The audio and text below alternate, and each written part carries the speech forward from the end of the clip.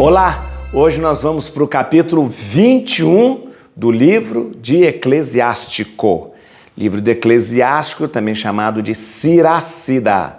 Siracida porque foi um livro escrito por Jesus ben Sirac. Então, as pessoas conhecem também como Siracida. Um livro que depois, foi escrito originariamente em hebraico, depois ele praticamente ficou perdido e o neto de Jesus ben Sirac acha e traduz para o grego, que na época a língua conhecida era o grego. É um livro também que nós conhecemos como Eclesiástico, porque é o livro da igreja, um livro do povo reunido para escutar uma instrução, tá bom? Muito bem, eu quero que você dê um like no vídeo agora. Deu? Quero que você se inscreva no canal. Se inscreveu? Já está inscrito? Obrigado. Chame mais 2 pessoas para se inscrever. Presta atenção que hoje nesse capítulo 21, escuta aqui, nós temos 2 temas importantíssimos. Primeira parte do capítulo é a fuga do pecado. Como fugir do pecado? E o segundo momento é aquela velha história que esse livro ele insiste. A diferença do sábio e do tolo. De quem é sábio e de quem não é sábio. Você vai perceber isso claramente, tá bom? Vamos lá? Bíblia na mão, Espírito Santo no coração, capítulo 21. Começando falando como fugir do pecado, das ocasiões de pecado e depois a diferença do sábio e do tolo. Vamos lá. Filho, pecaste? Não o faças mais. Mas ora pelas tuas faltas passadas para que te sejam perdoadas. Foge do pecado como se foge de uma serpente. Porque se dela te aproximares, ela te morderá. Os seus dentes são dentes de leão, que matam as almas dos homens. Todo pecado é como uma espada de 2 gumes. A chaga que ele produz é incurável. O ultraje e a violência destroem as riquezas. A mais rica mansão se arruína pelo orgulho. Assim será desenraizada a riqueza do orgulhoso. A oração do pobre eleva-se de sua boca até os ouvidos de Deus, e Deus se apressará em lhe fazer justiça. Aquele que odeia a correção segue os passos do pecador. Aquele que teme a Deus volta ao seu próprio coração. De longe é conhecido o poderoso de linguagem insolente, mas o homem sábio sabe como se descartar dele. Quem constrói a sua casa à custa de outrem é como aquele que amontoa pedras para construir no inverno. A reunião dos pecadores é como um amontoado de estopas, seu fim será fogueira. O caminho dos pecadores é calçado de pedras unidas, mas ele conduz à região dos mortos e às trevas e aos suplícios. Aquele que guarda a justiça penetrará o espírito dela. A sabedoria e o bom senso são a consumação do temor a Deus. Jamais, agora a partir de aqui a gente tem essa diferença do sábio e do tolo. Jamais se tornará hábil aquele que não é sábio no bem, pois há uma sabedoria que produz muito mal, e o bom senso não está onde está a amargura. A ciência do sábio espalha-se como a água que transborda, e o conselho que ele dá permanece como fonte de vida. O coração do insensato é como um cântaro lascado ou quebrado, Nada retém de sabedoria. Qualquer palavra sábia que ouça o homem sensato, ele a louvará e dela se aproveitará. Que a ouça um voluptuoso e ela lhe desagradará, e ele a arremesserá para trás de si. A conversa do insensato é como um fardo para carregar, mas o encanto se acha nos lábios do homem sensato. A conversação do homem prudente é procurada na sociedade. Todos relembrarão suas palavras em seus corações. A sabedoria é para o insensato como uma casa arruinada. A ciência do insensato é feita de palavras incoerentes. A instrução é para o insensato como peias nos pés e como algemas nas mãos. O insensato eleva a voz quando ri, mas o homem sábio sorri discretamente. Para o homem prudente, a ciência é um ornato de ouro, uma pulseira que traz no braço direito. O insensato põe facilmente os pés na casa do vizinho, mas aquele que tem educação hesita em visitar um poderoso. O insensato olha dentro de uma casa pela janela. O homem bem educado permanece fora. É sinal de loucura escutar a uma porta. O homem prudente indigna-se com tal grosseria. Os lábios dos imprudentes só proferem tolices, mas as palavras dos sábios têm peso na balança. O coração dos insensatos está na boca, a boca dos sábios está no coração. Quando o ímpio amaldiçoa o adversário, amaldiçoa-se a si mesmo. O delator macula-se a si próprio e é odiado por todos. O que mora com eles será odioso, mas o homem sensato que se cala será honrado. Muito bem, volto sempre a dizer e a lembrar você, o livro do Eclesiástico é um livro que reúne as pessoas, reúne a igreja e passa uma instrução. Então você vai ver em forma de máximas, de provérbios, a sabedoria sendo transmitida. Nós temos nesse capítulo 21 um primeiro momento onde nós temos claramente dicas, sugestões em doutrina sobre como fugir do pecado. E é interessante que o pecado é sempre tido como algo que não só machuca ou estraga o corpo, mas sobretudo a alma. Foge do pecado como se foge de uma serpente, porque se ela te aproximares, ela te morderá. Essa visão que é muito antiga e muito atual, a ocasião do pecado, né? Foge do pecado, foge da ocasião do pecado, porque se você se aproxima, você acaba sendo envolvido pelo pecado. É como a serpente. A serpente, ela está ali, ela é venenosa, ela pode te matar.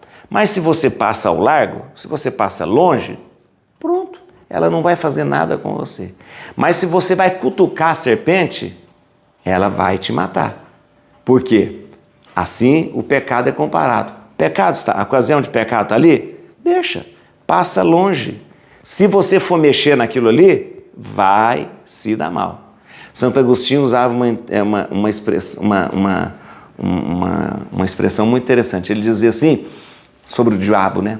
O diabo é um cachorro que está amarrado, né? Ele está amarrado, ele late, mas ele está amarrado e você está longe. Ele pode fazer mal para você amarrado? Não. Ele pode fazer mal se você chegar até ele e botar a mão na boca dele. O cachorro amarrado, ele vai latir sempre.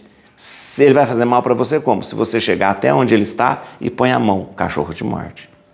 Assim o pecado, assim o diabo. É interessante lembrar disso. E é interessante que o texto ele vem trazer para a gente que o pecado ele não só faz mal para a nossa vida material, mas sobretudo na alma. Os seus dentes são dentes de leão, que matam as almas dos homens. O pecado mata a alma. Sabe quando a igreja ensina para a gente sobre pecado mortal? É porque a gente está dizendo que a nossa alma foi morta pelo pecado e precisa ser ressuscitada pelo perdão. E isso a gente faz como? Pelo sacramento da confissão, da reconciliação. Tá bom? Deixa eu falar uma coisa para você. É interessante que o segundo momento, a partir do versículo 14, o texto fala para a gente sobre quem é o sábio e quem é o tolo. E geralmente o sábio é mostrado como uma pessoa sensata, mais calada, mais meditativa. O tolo é sempre apresentado como aquele falastrão, que fala demais, que ri demais e que não leva as coisas a sério, né? É interessante lembrar que aqui a diferença entre o sábio e o tolo é muito bem definida pelo livro do Eclesiástico. E dá coisas práticas, né? Por exemplo, o insensato, quando ri, ele ri alto, né? O sábio, quando ri discretamente, né? O insensato, coisas práticas, né? O tolo, né, o insensato, que não é sábio, ele toda hora está na casa dos vizinhos. O sábio não. O sábio não vai num lugar a não ser que seja convidado, né? É outra coisa interessante. O insensato, o tolo, ele fica espiando a casa dos outros. O homem bem educado, que é sábio, sempre permanece fora. Outra coisa prática, né? Escutar atrás da porta. O tolo, insensato, é aquele que se escuta atrás da porta, né? Fica escutando. O homem prudente, o homem sábio, fica indignado com esta grosseria. Você está percebendo que são coisas práticas do dia a dia? Que o livro do Eclesiástico tenta ensinar para as pessoas? Coisas, às vezes, até de civilidade, né? Não escutar atrás da porta, não ficar indo na casa dos outros sem ser chamado, não ficar numa reunião dando gargalhadas, né? Parece até um livro de etiqueta, né? Um livro de etiqueta aqui. Mas é porque, como eu disse a você alguns dias atrás, o livro do Eclesiástico, ele se preocupa com coisas relevantes e práticas do dia a dia, né? Então, é muito interessante. Mas é muito interessante uma expressão que ele fala sobre o sábio, sobre o tolo. Olha que bonito isso aqui. O coração dos insensatos, dos tolos, está na boca. A boca dos sábios está no coração. Interessante, né? A boca dos sábios, ele só profere as coisas que saem ali do seu coração. Depois, o coração, você sabe que o coração é sede, nessa época aí, era tido como sede da inteligência, lugar da inteligência, né? Então, o sábio só vai falar aquilo que vem da sua inteligência, da sua sabedoria. Tá bom? Vamos lá, gente. Eu queria que você... Então, é importante se lembrar disso. O livro, ele é muito prático. Todo livro do Eclesiástico é muito prático. Ele tenta trazer coisas, pegar coisas práticas do dia a dia e ensinar as pessoas a partir da fé, da religião. Alguns versículos para a gente entender melhor. Versículo 2, falei da serpente para você, né? 2, o fogo do pecado é como... Desculpa, foge do pecado, como se foge de uma serpente, porque se dela se aproximares, ela te morderá. Serpente. É interessante que a serpente, gente, é sempre relacionada ao pecado. Isso é muito recorrente na Bíblia. Sempre a serpente, ela é uma imagem do pecado. Foi assim lá em Gênesis, capítulo 3, vendo que a serpente tentou Adão e Eva. Foi assim em Provérbios, também eu acho que pelo capítulo 23, relaciona a serpente ao pecado. É também na primeira carta de Pedro, no capítulo 5, também faz uma referência da serpente, do pecado, como se fosse uma serpente. Então, é muito recorrente na Bíblia identificar a serpente com o pecado, tá bom? Versículo 4. Aqui tem uma coisa de tradução que é muito importante. A minha Bíblia traduziu assim, mas eu vou te falar. Versículo 4. Todo pecado é como uma espada de dois gumes. A chaga que ele produz é incurável. Na verdade, a minha Bíblia traduziu como uma espada de dois gumes. Mas a palavra certa que está escrito no grego é anomia. Anomia. Anomia significa falta de regras, a falta de disciplina. Uma sociedade que vive de anomia é uma sociedade que vive sem regras, é uma sociedade que vive sem leis, né? Então, anomia é a falta de lei, a falta de regras, a falta de disciplina. Então, é como se a gente falasse assim, todo pecado é como uma sociedade sem leis. Todo pecado é como se fosse um lugar sem disciplina, né? E produz uma chaga incurável. Então, esse é o sentido de anomia, porque o termo usado no original grego é anomia. Outro vocábulo aí que de repente pode ter deixado sem sentido é o seguinte, é esse aqui, ó, vem cá no versículo 5. O ultraje e a violência destrói as riquezas. A mais rica mansão se arruína pelo orgulho. Na verdade, aqui não é simplesmente um orgulho, mas outro vocábulo grego é o seguinte, o que está escrito em grego é apax com H, apax. Essa palavra ela é muito mais do que orgulho que a gente conhece. Apax é como se fosse um vislumbre, uma admiração, uma adoração pela riqueza. É muito mais do que orgulho, né? A pessoa que tem apax com H, né? Ela é uma pessoa que adora, vislumbrado com a riqueza. Tem muita gente hoje que vive esse apax, né? Olha, fica procurando as coisas na internet para ver a casa dos outros, riqueza dos outros, fica vislumbrado com a riqueza, né? Antigamente tinha que a revista Caras, as pessoas liam aquilo só para ver a riqueza dos outros, ficar admirado com a riqueza dos outros. Hoje não precisa de revista Cara, hoje tem Instagram, né? Então, na verdade, o texto é muito claro aqui, ó. O ultraje e a violência destrói a riqueza. A mais rica mansão se arruína pelo orgulho, aqui não é, pelo ápax, por essa adoração, vislumbre da riqueza, né?